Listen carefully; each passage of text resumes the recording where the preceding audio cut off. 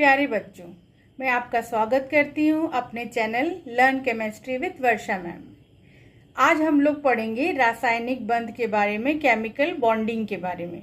रासायनिक बंध क्या होता है, ये कितने प्रकार का होता है, इस वीडियो में हम इसको देखेंगे। तो रासायनिक बंध क्या होता है, इसको समझने के लिए पहले कुछ बातों का जानना जो है वो ज़रूरी है। हम लोग ये पढ़ते हैं कि किसी भी परमाणु के केंद्र में नाभिक होता है जिसमें कि प्रोटॉन और न्यूट्रॉन रहते हैं, और इस नाभिक के बाहर अलग अलग कक्षाएं होती हैं जिसमें कि इलेक्ट्रॉन जो है उपस्थित होते हैं और ये इलेक्ट्रॉन जो है वो गति करते हैं।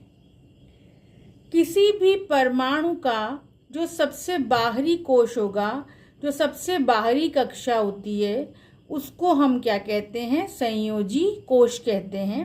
उसको हम वैलेंस शेल के नाम से जानते हैं। इस शेल में जितने इलेक्ट्रॉन होंगे, इस कोश में जितने इलेक्ट्रॉन उपस्थित होंगे, उनको हम क्या कहते हैं, संयोजी इलेक्ट्रॉन कहते हैं। तो ये संयोजी इलेक्ट्रॉन किसी भी परमाणु की संयोजकता का निर्धारण करते हैं। किसी भी परमाणु की वैलेंसी इन्हीं इलेक्ट्रॉनों पर डिपेंड करती है। तो हर परमाणु को एक ही काम करना होता है कि दूसरे परमाणुओं से या तो इलेक्ट्रॉन लेते हैं वो, या फिर इलेक्ट्रॉन देते हैं, या फिर वो दूसरे परमाणुओं के साथ इलेक्ट्रॉनों का साझा करते हैं।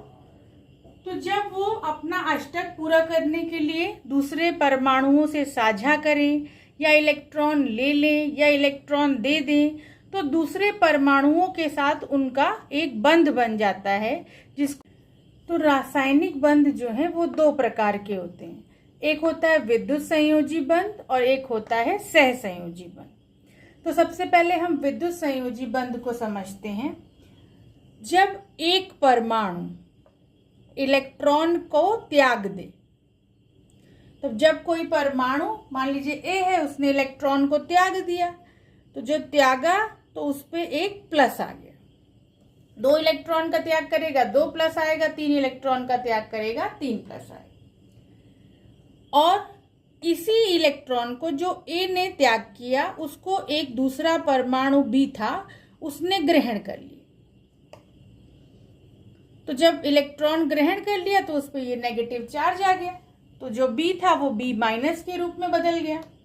और आप जानते हैं कि अगर आवेश विपरीत है तो दोनों आयनों के मध्य जो है आकर्षण बल कार्य करता है, और इसी आकर्षण बल से ये ए और बी बंध जाते हैं।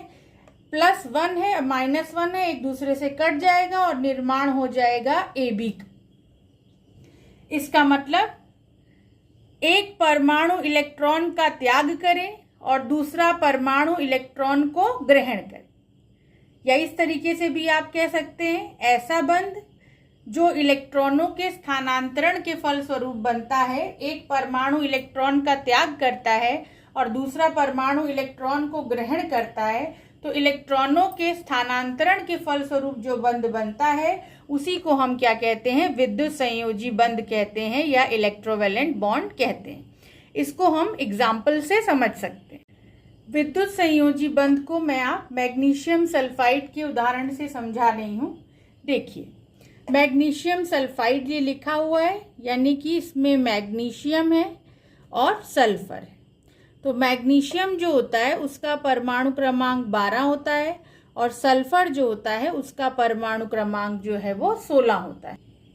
अगर हम इलेक्ट्रॉनिक विन्यास लिखें तो मैग्नीशियम का हो जाएगा 2, 8 और 2, यानी मैग्नीशियम के वाह्यतम कोश में कितने इलेक्ट्रॉन हैं, 2 इलेक्ट्रॉन हैं। अगर ये 2 इलेक्ट्रॉन का त्याग कर दे तो इसका अष्टक जो है वो पूरा हो जाएगा। इसका मतलब मैग्नीशियम की संयोजकता कितनी है, 2 है। सल्फर का 16 होता है, 2, 8 और 6। इसके वाह्यतम कोश में 6 इलेक्ट्रॉन है। ये इस 2 इलेक्ट्रॉन को अगर ले ले तो इसका भी 8 पूरा हो जाएगा और दोनों का अष्टक पूरा हो जाएगा, तो दोनों स्थायी स्थिति में आ जाएंगे। अब देखिए इसको कैसे ड्रॉ करते हैं। तो मैग्नीशियम है, पहले हम मैग्नीशियम बनाएंगे। ये नाभिक हो गया और ये है प्रोटॉन और ये न्यूट्रॉन। प्रोटॉन कितने होंगे मैग्नीशियम में? 12, और न्यूट्रॉन भी कितने होंगे? 12। तो पहली कक्षा में कितने इलेक्ट्रॉन हैं? 2, 2 बनाएंगे हम। दूसरी कक्षा में 8, 8 बनाएंगे। 1 2 3 4 5 6 7, और ये हमने 8 बना दिए। तीसरी कक्षा में 2 बनाएंगे। तो तीसरी कक्षा ये देखिए मैंने ड्रॉ कर दी, और इसमें कितना बनाया? 2 बना दिया। तो ये मैग्नीशियम की परमाणु संरचना मैंने बना दी। अब हम किसका बनाएंगे? सल्फर का बनाएंगे। तो ये सल्फर का नाभिक हो गया। प्रोटॉन इसमें 16 होंगे, न्यूट्रॉन भी 16 होंगे। अब इसमें देखिए पहली कक्षा बनाई, कितने इलेक्ट्रॉन है? 2, 2 बना दीजिए। दूसरी कक्षा में कितने हैं? 8, 8 बना दीजिए। 1 2 3 4 5 6 7, और ये 8, और तीसरी कक्षा में 6, ये तीसरी कक्षा हो गई। इसमें इलेक्ट्रॉन कितने बनाने हैं? 6, 1 2 3 4 5, और ये 6। अब ये 2 इलेक्ट्रॉन इसको देगा, ये ऐसे शो कर दीजिए। ये दोनों सल्फर के पास चले गए। अब देखिए मैग्नीशियम ने कितने दिए? 2, यानी इस पे 2 प्लस लगेगा। और सल्फर ने कितने लिए? 2, यानी सल्फर पे 2 माइनस लगे। 2 प्लस 2 माइनस कट गए। क्या बन गया? मैग्नीशियम सल्फाइड बन गया। तो इस तरीके से आप विद्युत संयोजी बंध ड्रॉ कर सकते हैं। एक और उदाहरण हम लोग देखते हैं, N2O। इसमें सोडियम के 2 परमाणु हैं और ऑक्सीजन का 1 परमाणु। तो सबसे पहले हम लोग क्या लिखेंगे? इलेक्ट्रॉनिक विन्यास लिखेंगे। सोडियम का परमाणु क्रमांक 11 होता है। पहली कक्षा में 2, दूसरी में 8, तीसरी में 1। दूसरे वाले का भी यही हो जाएगा। ऑक्सीजन का लिखते हैं। ऑक्सीजन का परमाणु क्रमांक 8 होता है। पहली कक्षा में 2, और दूसरी में कितने इलेक्ट्रॉन हैं? 6 इलेक्ट्रॉन। अब इसमें अगर आप देखें तो ये बाहरी कक्षा है, जिसको कि हम संयोजी कोश कहेंगे। सोडियम के संयोजी कोश में 1 इलेक्ट्रॉन है, और ऑक्सीजन के संयोजी कोश में 6 इलेक्ट्रॉन। अगर सोडियम इस 1 इलेक्ट्रॉन का त्याग कर दे तो इसका 8 पूरा हो जाएगा। ये भी त्याग कर दे, इसका भी 8 पूरा हो जाएगा। यानी 1 ये और 1 ये, कुल कितने त्याग किए गए? 2। और इसको चाहिए भी कितने? 2। तो ये वाला सोडियम इसको 1 देगा, और ये वाला सोडियम इसको 1 देगा। तो देखिए कैसे बनाना है। तो पहले हम क्या बनाएंगे? सोडियम बनाएंगे। तो देखिए ये नाभिक हो गया। प्रोटॉन 11, न्यूट्रॉन इसमें 12 होंगे, क्योंकि सोडियम का परमाणु भार जो है वो 23 होता है। 23 में से आप 11 घटा दीजिए तो 12 आ जाएगा न्यूट्रॉन की संख्या। पहली कक्षा में 2, दूसरी में 8,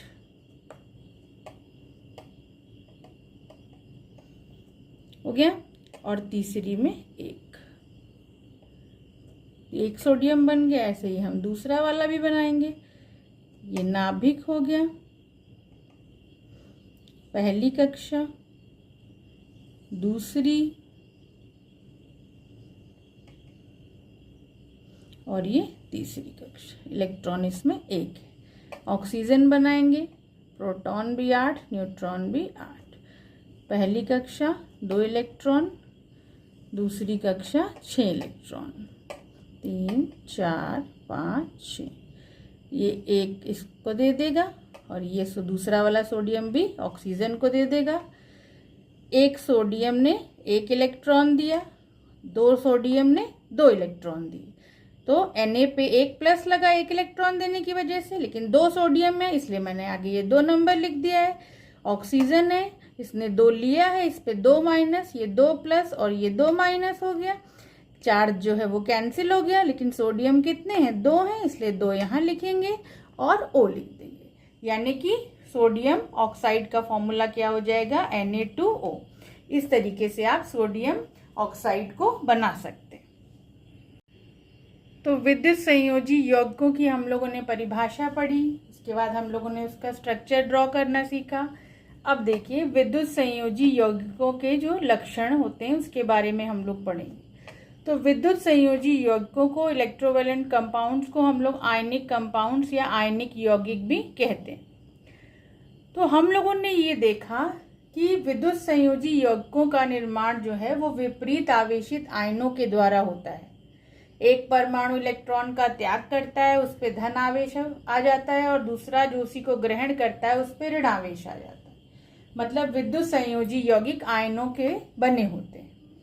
तो सबसे पहले जो कि आयन विपरीत आवेशित हैं, तो स्थिर विद्युत आकर्षण बल का मान अधिक होता है, इसलिए पदार्थ जो है वो ठोस अवस्था में पाए जाते हैं और सभी पदार्थ जो होते हैं वो कठोर होते हैं।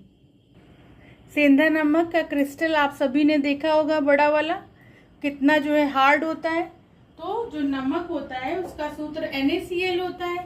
सोडियम इलेक्ट्रॉन का त्याग करता है Na+ और क्लोरीन ग्रहण करता है Cl-। प्लस माइनस आपस में जो है आकर्षण बल से जुड़ जाते हैं। क्योंकि आकर्षण बल का मान अधिक होता है इसलिए ये पदार्थ कठोर होते हैं। विद्युत संयोजी यौगिक जो होते हैं वो जल में घुलनशील होते हैं, वाटर सॉल्युबल होते हैं, और जैसे ही पानी में घोलते हैं ये विपरीत आवेशित आयनों में टूट जाते हैं। कार्बनिक विलायकों में ये विलय नहीं होते। इनका क्वथनांक और गलनांक जो है वो अधिक होता है। तो जब पॉजिटिव निगेटिव से मिलकर के बने हैं, आपस में आकर्षण बल लग रहा है, तो उसको तोड़ने के लिए अधिक ऊर्जा की आवश्यकता होती है, इसलिए गलनांक अधिक होता है। गलनांक अधिक है तो क्वथनांक तो अधिक होगा ही उसका। ठोस अवस्था में विद्युत के कुचालक होते हैं, क्योंकि जितना प्लस था उतना ही माइनस था, प्लस माइनस कैंसिल हो जाता है, तो विद्युत उदासीन हो गए ठोस अवस्था में। लेकिन अभी मैंने बताया कि जैसे ही पानी में घोला जाता है, ये जो पदार्थ होते हैं, यौगिक होते हैं, ये विपरीत आवेशित आयनों में टूट जाते हैं। जब विपरीत आवेशित आयनों में टूट जाते हैं तो इनके विलयन में हम जो है विद्युत धारा प्रवाहित कर सकते हैं। तो विलयन की अवस्था में ये विद्युत के सुचालक होते हैं। आई होप आज की वीडियो में आपको सब समझ में आ गया होगा। नेक्स्ट वीडियो में हम लोग सहसंयोजी यौगिकों के स्ट्रक्चर को ड्रॉ भी करेंगे, उसके लक्षण भी पढ़ेंगे। अगर आपको वीडियो अच्छी लगी हो तो मेरे चैनल को सब्सक्राइब करिए, वीडियो को लाइक करिए। आज के लिए इतना ही।